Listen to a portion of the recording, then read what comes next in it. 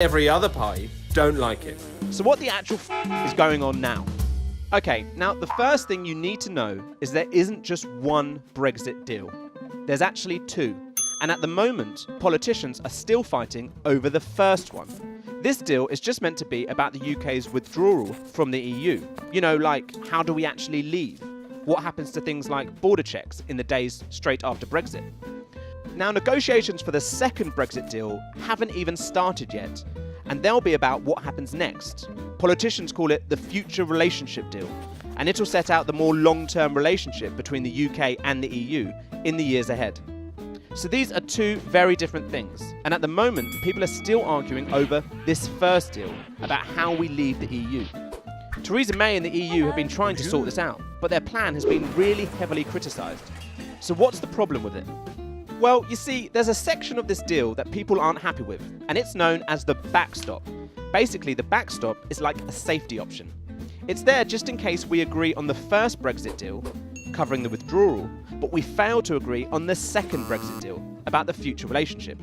And if that happens, Theresa May's proposal says that we'll automatically start using the backstop plan. It's designed to make sure that controversial border checks aren't needed between Northern Ireland, which is part of the UK, and the Republic of Ireland, which is part of the EU.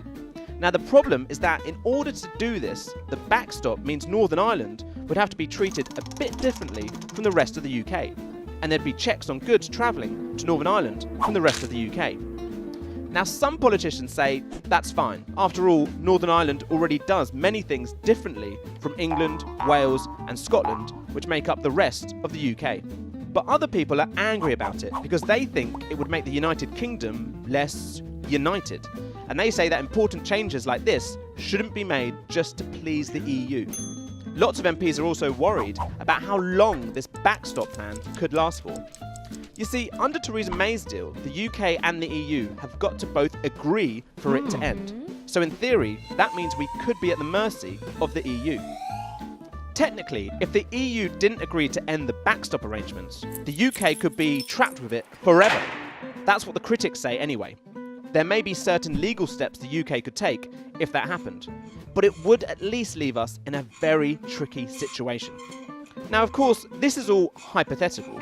Both sides say they'll try to reach a second deal on future relations. So hopefully we'll never even need to use the backstop plan in the first place. But it's not impossible, and MPs are worried about what we might be letting ourselves in for in the future. These aren't the only criticisms of Theresa May's plans. Politicians have raised loads of other points as well. And all this negativity is a problem for her, because she needs their support to make this happen. So what now? Well, here are the options. Theresa May still thinks she can persuade enough MPs to back her withdrawal deal. Ultimately though, she's hoping that politicians will decide that her deal is better than the alternatives. That's because if politicians still haven't approved a Brexit deal by the deadline of the 29th of March, the UK could crash out of the EU without any withdrawal deal at all. And a lot of experts think that this could cause economic chaos, both for the UK and the EU. But there are a couple of other options. First off, we could try and delay the deadline for Brexit. That would probably be really messy, and it would risk annoying a lot of pro-Brexit politicians. But technically, it is feasible. Another option is to have a second referendum. Some politicians say that now the public have seen Theresa May's plan, we should be the ones to approve it. And if we don't like it, we should have the option to cancel Brexit altogether. But this option could cause even more political chaos, because Brexit supporters say that asking people to vote again would betray the original referendum result. Plus, if we had a second referendum, we'd also have to delay the Brexit deadline so that there's enough time. Now, another option is to have a general election, and that's what a lot of Labour MPs want. But in order to have one, Labour would need to get other MPs to support the idea, and that could prove tricky. Finally, some Conservative MPs think Brexit would be easier if they just got rid of Theresa May. But then again, if there was a leadership contest, that delays everything by several weeks, and it might just cause even more disagreements.